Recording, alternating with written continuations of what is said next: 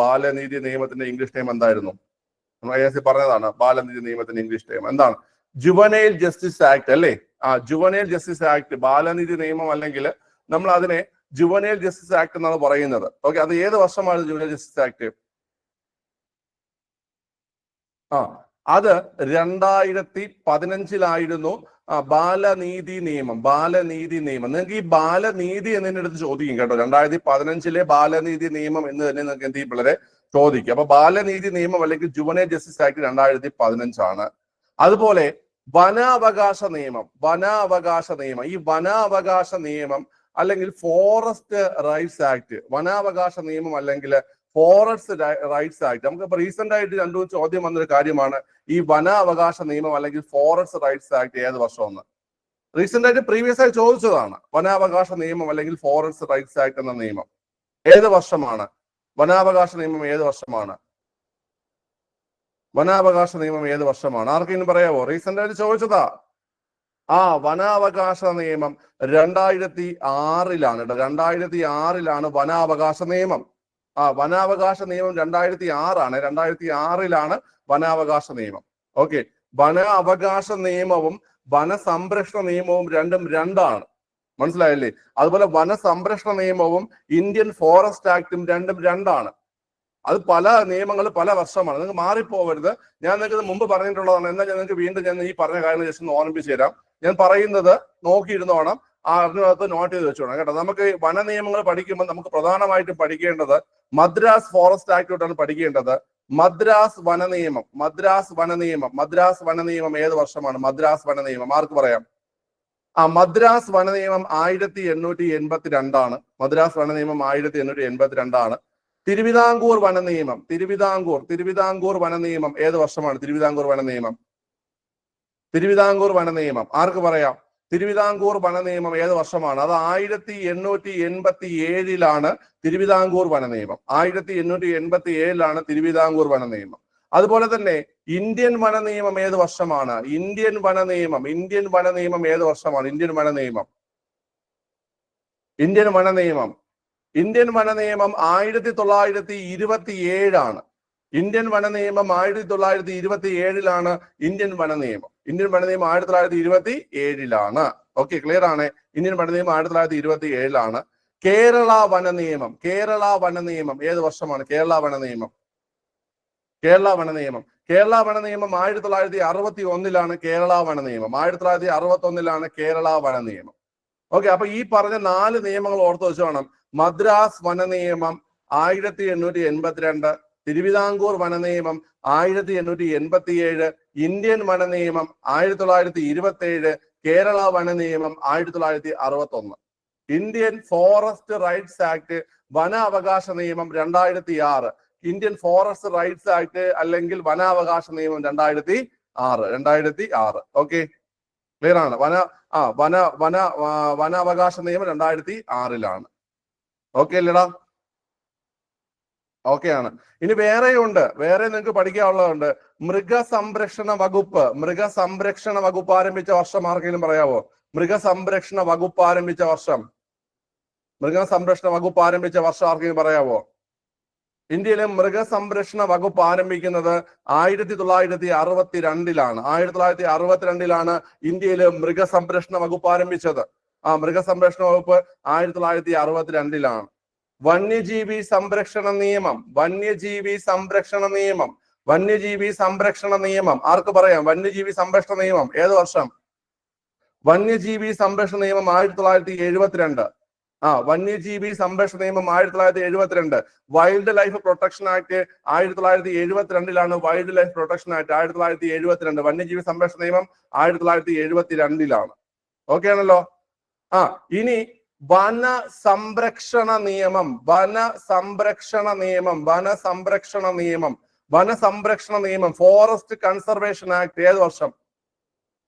Forest conservation act 1980 1980 forest conservation act. 2011 എന്ന് പറഞ്ഞു കഴിഞ്ഞാൽ UN വനവർഷമാണ്. 2011 എന്ന് പറഞ്ഞാൽ UN വനവർഷമാണ് 2011. മനസ്സിലായില്ലേ? UN-ന്റെ വനവർഷമാണ് 2011. UN-ന്റെ വനവർഷമാണ് 2011. വനസംരക്ഷണ നിയമം, ഫോറസ്റ്റ് കൺസർവേഷൻ ആക്ട് എന്ന് പറഞ്ഞു കഴിഞ്ഞാൽ 1980-ലാണ്. ഫോറസ്റ്റ് കൺസർവേഷൻ ആക്ട് ഏത് വർഷമാണുള്ളത്? 1980-ലാണ് ഫോറസ്റ്റ് കൺസർവേഷൻ ആക്ട് വരുന്നത്. ഓക്കെ, വീണ്ടുമുണ്ട്, ശ്രദ്ധിച്ച് കേൾക്കുക. Forest survey of India, forest survey of India, forest survey of India ഏത് വർഷം? ഫോറസ്റ്റ് സർവേ ഓഫ് ഇന്ത്യ ഏത് വർഷമാണ്? ആർക്ക് പറയാം? ഫോറസ്റ്റ് സർവേ ഓഫ് ഇന്ത്യ സ്ഥാപിതമായ വർഷം. ഡെറാഡൂണില് ഫോറസ്റ്റ് സർവേ ഓഫ് ഇന്ത്യ സ്ഥാപിതമായ വർഷം. ഡെറാഡൂണില് ഫോറസ്റ്റ് സർവേ ഓഫ് ഇന്ത്യ സ്ഥാപിതമായ വർഷം ആര് പറയും? ആർക്കും അറിയത്തില്ല. ഡെറാഡൂണില് ഫോറസ്റ്റ് സർവേ ഓഫ് ഇന്ത്യ സ്ഥാപിതമായ വർഷം 1981. ഡെറാഡൂണില് ഫോറസ്റ്റ് സർവേ ഓഫ് ഇന്ത്യ സ്ഥാപിതമായ വർഷം 1981. ഓക്കെ, വനം പരിസ്ഥിതി മന്ത്രാലയം, വനം പരിസ്ഥിതി മന്ത്രാലയം, വനം പരിസ്ഥിതി മന്ത്രാലയം, വനം പരിസ്ഥിതി മന്ത്രാലയം, വനം പരിസ്ഥിതി മന്ത്രാലയം അറിയോ?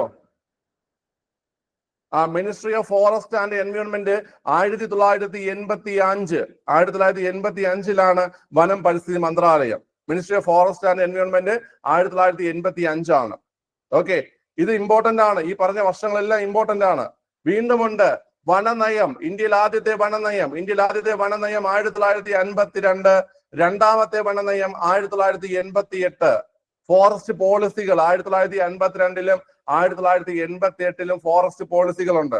ഇത്രയും വർഷങ്ങള്, വനവുമായി ബന്ധപ്പെട്ടുള്ള വർഷങ്ങള് നിങ്ങൾക്ക് വളരെ ഇമ്പോർട്ടന്റ് ആണ്.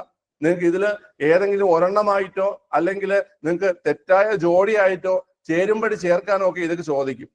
ഞാൻ ഒന്നുകൂടെ റിപ്പീറ്റ് അടിച്ച് പറയുകയാണ്. വന അവകാശ നിയമം അല്ലെങ്കിൽ ഫോറസ്റ്റ് റൈറ്റ്സ് ആക്ട് 2006-ലാണ്. വനാവകാശ നിയമം 2006. വനാവകാശ നിയമം 2006. മനസ്സിലായില്ലേ? ഗോത്ര വിഭാഗങ്ങളുടെ സംരക്ഷണം ലക്ഷ്യമാക്കിയിട്ടുള്ള ഒരു നിയമമാണ് ഈ 2006-ലെ വനാവകാശ നിയമം എന്ന് പറയുന്നത്. ഓക്കെ, ഇനി അടുത്ത് മദ്രാസ് വന നിയമം അല്ലെങ്കിൽ മദ്രാസ് ഫോറസ്റ്റ് ആക്ട് 1882-ലാണ്. തിരുവിതാംകൂർ വന നിയമം അല്ലെങ്കിൽ തിരുവിതാംകൂർ ഫോറസ്റ്റ് ആക്ട് 1887-ലാണ്. ഇന്ത്യൻ വന നിയമം അല്ലെങ്കിൽ ഇന്ത്യൻ ഫോറസ്റ്റ് ആക്ട് 1927-ലാണ്. കേരള വന നിയമം അല്ലെങ്കിൽ കേരള ഫോറസ്റ്റ് ആക്ട് 1961-ലാണ്. 82-ല് മദ്രാസ് വന നിയമം, 887-ല് തിരുവിതാംകൂർ വന നിയമം, 1927-ല് ഇന്ത്യൻ വന നിയമം, 1961-ല് കേരള വന നിയമം. ഇത്രയും കാര്യങ്ങൾ വളരെ വളരെ ഇമ്പോർട്ടന്റ് ആണ്. അതിനുശേഷം നമ്മൾ പറഞ്ഞത് ഇന്ത്യയിൽ മൃഗസംരക്ഷണ വകുപ്പ് ആരംഭിച്ചത് 1962-ലാണ്. ഇന്ത്യയിലെ മൃഗസംരക്ഷണ വകുപ്പ് ആരംഭിച്ചത് 1962-ലാണ്. വന്യജീവി സംരക്ഷണ നിയമം, വൈൽഡ് ലൈഫ് പ്രൊട്ടക്ഷൻ ആക്ട് വളരെ ഇമ്പോർട്ടന്റ് 1972-ലാണ്. വന്യജീവി സംരക്ഷണ നിയമം 1972-ലാണ്. വനസംരക്ഷണ നിയമം അല്ലെങ്കിൽ forest conservation act, forest conservation act 1980. Forest conservation act 1980. Forest survey of India, forest survey of India 1981 ഡെറാഡൂണിൽ സ്ഥിതി ചെയ്യുന്നു.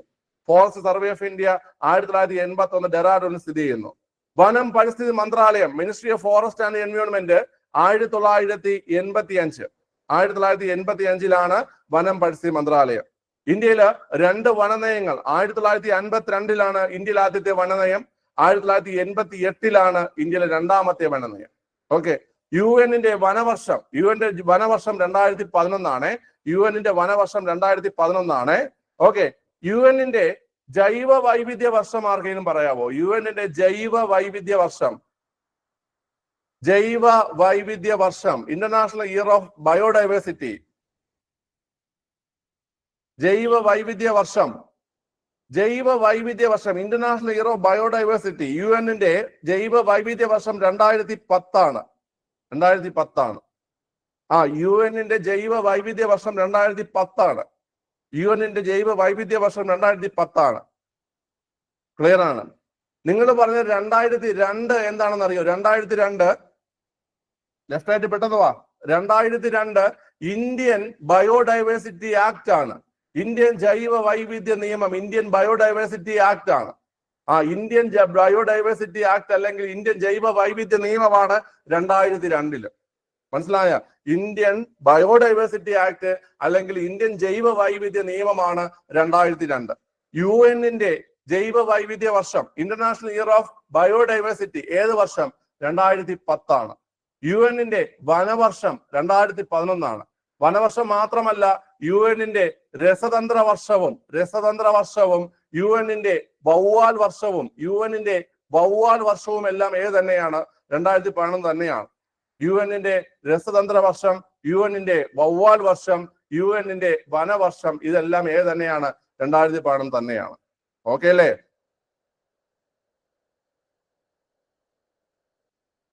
ക്ലിയർ ആണ്? നിങ്ങള് പിള്ളേരെ, നിങ്ങൾ ഒരു കാര്യം മനസ്സിലാക്കാതെ, ഈ വർഷങ്ങൾ പഠിക്കാൻ പാടുള്ള ആൾക്കാരുണ്ടോ ഇതില്? വർഷങ്ങൾ പഠിക്കാൻ പാടുള്ള ആൾക്കാരെടുത്ത് പഠിച്ചേ പറ്റത്തുള്ളൂ. മനസ്സിലായില്ലേ? നമുക്ക് പാടുള്ള കാര്യങ്ങളെ നമ്മൾ പരാജയപ്പെടുത്തി മുന്നോട്ട് പോയിട്ടേ കാര്യമുള്ളൂ പിള്ളേരെ. ഓക്കെ, അപ്പൊ നമുക്കിത് പറ്റൂലെന്നും പറഞ്ഞുകൊണ്ട് പുറകോട്ട് നിൽക്കാനാണെങ്കിൽ നിങ്ങൾ എല്ലാവരും തയ്യാറെടുക്കുന്നത് കോമ്പറ്റീറ്റീവ് എക്സാമിനാണ് കേട്ടാ. കോമ്പറ്റീറ്റീവ് എക്സാമിന് തയ്യാറെടുക്കുന്നത്, കോമ്പറ്റീറ്റീവ് എക്സാം എന്ന് പറഞ്ഞാൽ അതൊരു മത്സരമാണ്. ഒരു മത്സരത്തിനാണ് നിങ്ങൾ തയ്യാറെടുക്കുന്നത്. ആ മത്സരത്തിന് വേണ്ടിയിട്ട് ഏറ്റവും മികച്ച രീതിയിൽ തയ്യാറെടുക്കുന്ന ആൾക്കാർ മുന്നേറി വരും എന്നുള്ള കാര്യം മനസ്സിലാക്കുക. അങ്ങനെ മികച്ചവരിൽ മികച്ചതാവാൻ നിങ്ങൾ ശ്രമിച്ചുകൊണ്ടിരിക്കുക. ഓക്കെ, ഞാനൊരു തോൽവിയാണെന്ന് സ്വയം പറഞ്ഞുകൊണ്ടിരുന്നു കഴിഞ്ഞാൽ അവിടെ ഇരിക്കത്തേ ഉള്ളൂ. എന്നെ കൊണ്ട് ഇത് പറ്റുമെന്നുള്ള രീതിയിൽ മുന്നോട്ട് വന്ന് ഏറ്റവും മികച്ച പ്രകടനം കാഴ്ചവെച്ച് മുന്നോട്ട് പോവുക. അത്രയേ ഉള്ളൂ പറയാം. ഓക്കെ ആണല്ലോ? ക്ലിയർ ആണ്? ഓക്കെ, ബയോഡൈവേഴ്സിറ്റിയുടെ 2002 അല്ലടാ, 2022 അല്ല, 2002 ഇന്ത്യൻ ബയോഡൈവേഴ്സിറ്റി ആക്ട്, ഇന്ത്യൻ ജൈവ വൈവിധ്യ നിയമം 2002-ലാണ്. ഇന്ത്യൻ ജൈവ വൈവിധ്യ നിയമം 2002, ഇന്ത്യൻ ജൈവ വൈവിധ്യ നിയമം 2002-ലാണ്. ഇന്ത്യൻ ബയോഡൈവേഴ്സിറ്റി ആക്ട് 2002 ആണ്. 2002 മെയ് 22 എന്ന് പറഞ്ഞു കഴിഞ്ഞാൽ ജൈവ വൈവിധ്യ ദിനമാണ്. മെയ് 22 എന്ന് പറഞ്ഞു കഴിഞ്ഞാൽ ജൈവ വൈവിധ്യ ദിനമാണ്. ജൈവ വൈവിധ്യ ദിനമാണ് മെയ് 22 കേട്ടോ. അത് നിങ്ങൾ ഓർത്ത് വെച്ചോളാം. ജൈവ വൈവിധ്യ ദിനമാണ് ഏത്? ജൈവ വൈവിധ്യ ദിനം, ബയോഡൈവേഴ്സിറ്റി ഡേ ആണ് മെയ് 22 എന്ന് പറയുന്നത്. ഓക്കെ അല്ലേ? അതും ചോദിക്കുന്നതാ. ജൈവ വൈവിധ്യ ദിനവും ചോദിക്കുന്നതാ. മെയ് 22 ജൈവ വൈവിധ്യ ദിനവും ചോദിക്കുന്നതാ. ഇമ്പോർട്ടന്റ് ആണ്. ഓക്കെ, ശരി. അപ്പൊ നമ്മൾ ഈ കാണുന്ന കാര്യങ്ങളൊക്കെ ഞാൻ ഈ വനാവകാശ നിയമം റീസെന്റ് ആയിട്ട് ചോദിക്കുന്നത് കൊണ്ട് ചോദിച്ചത് ഈ രണ്ട് ചോദ്യങ്ങൾ, ബാലനീതി നിയമവും വനാവകാശ നിയമവും റീസെന്റ് ആയിട്ട് ചോദിച്ചു. വനനയവും നമുക്ക് റീസെന്റ് ആയിട്ട്, അതായത് ഈ അടുത്ത കാലത്ത് ചോദിച്ചു. വനനയം 1952 വനനയം, ഇന്ത്യയിൽ ആദ്യത്തെ വനനയം എന്നാണ് ചോദ്യം വന്നത്. നിങ്ങൾ കണ്ടില്ലേ ക്വസ്റ്റ്യൻ? ഇന്ത്യയിൽ ആദ്യത്തെ വനനയം എന്നാണ് ചോദ്യം വന്നത്. നിങ്ങൾക്ക് ഈ കിടക്കുന്ന വർഷങ്ങൾ നിങ്ങൾക്ക് എല്ലാ പരീക്ഷയ്ക്കും നിങ്ങൾക്ക് യൂസ്ഫുൾ ആവുന്നതാണ്. ഈ വർഷങ്ങൾ നിങ്ങൾക്ക് ഞാൻ നിങ്ങളുടെ എഴുതി തരാം. ഇതിലൊരു വർഷം ഈ വർഷം നടക്കുന്ന പരീക്ഷകളിൽ ഉറപ്പായിട്ടുള്ള ചോദ്യമാണ്. നിങ്ങൾക്ക് മിനിമം ഒരു തവണയെങ്കിലും ഇതിൽ നിന്നൊരു ചോദ്യം ഉണ്ടാവും, ഉറപ്പായിട്ടും ഉണ്ടാവും. ഓക്കെ, ഇതിന് കോഡ് എന്താ വെക്കാൻ പറ്റുന്നേ? ഈ ജൈവ വൈവിധ്യ ദിനത്തിനൊക്കെ വേണമെങ്കിൽ കോഡൊക്കെ ഓർത്ത് വയ്ക്കുക. അത് എന്റെ കോഡാണ് പറഞ്ഞത്, നിങ്ങൾക്ക് വെട്ടാവും. അതുകൊണ്ടാണ് ഞാൻ പറയാത്തത്. ജൈവ വൈവിധ്യമായിട്ടുള്ള പ്രദേശം മനസ്സിലാലോചിച്ചിട്ട് അവിടെ കുറച്ച് ആടുകള് മേഞ്ഞു നടക്കുന്നതായിട്ട്, കുറച്ച് ആടുകൾ മേഞ്ഞു നടക്കുന്നതായിട്ട് ഓർത്തത്. ആട് മെയ്ന്നല്ലേ കരയുന്നേ. ഇതൊക്കെ നമ്മളെ കോഡാണ്. എന്റെ പല കോഡുകളും കേൾക്കുമ്പോഴും പല കേക്ക് വട്ടെന്ന് വിചാരിക്കും. പക്ഷെ ഞാൻ പഠിച്ച സമയത്ത് എനിക്ക് ഇത് കിട്ടുന്നത് കൊണ്ട് ഞാൻ എന്ത് ചെയ്യും, അതൊക്കെ ഓർത്ത് വയ്ക്കാറുണ്ട്. 88-ന്റെ പോയിന്റ് രണ്ടാമത്തെ വനനയം, ഇന്ത്യയിലെ രണ്ടാമത്തെ വനനയം, സെക്കൻഡ് ഫോറസ്റ്റ് പോളിസിയാണ് 88.